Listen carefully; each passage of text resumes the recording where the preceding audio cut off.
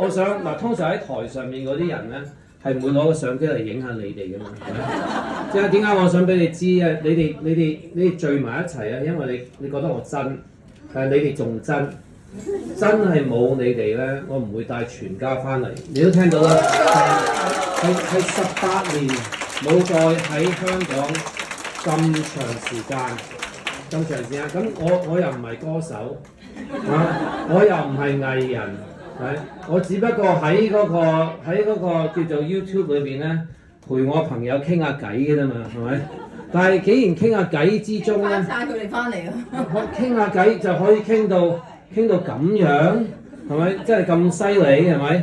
點解可以咁咧？就因為你哋喺你嘅人生裏面發覺缺一啲好重要嘅嘢，係咪？缺咗你？唔係缺我，唔係缺我，我係只不過係一個幫你哋去到你需要去嘅地方。哇！做乜嘢移咗我？自家去咗中間，我去咗中間，我就可能唔識講嘢㗎嘛。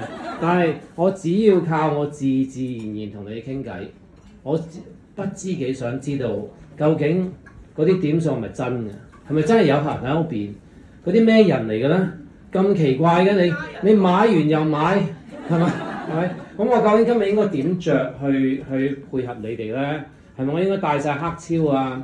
着到好隆重咧？我又唔想咁樣，因為大家個距離就會遠咗啦。如果我唔係拎住呢個相機，咁我喺美國咧。走緊堂啦，你知我走緊堂，你成日都咁講啦。佢哋會唔相信我係咪淨係走堂，因為唔想讀咋，定係？但定話我可以睇到晒呢啲全部咧？咁我留低佢，留俾咩咧？留翻俾啲女嗱，我講咗幾多次，留翻等你86歲時候睇翻咧，真係有件咁嘅事發生過嘅喎。咁而希望你哋唔好睇翻轉頭，而呢個係一個夢嚟嘅，夢成真啊嘛。但係如果你哋可以繼續健康啊！呢個就唔係夢啊！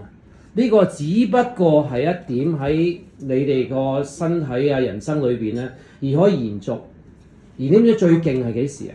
最勁就係當你哋啲親人知道我唔再喺呢個世界裏邊啦，但係你哋可以延續啊，係咪？好啦，我哋俾啲掌聲多啦，超哥，多謝晒。係啦，喺呢個時候。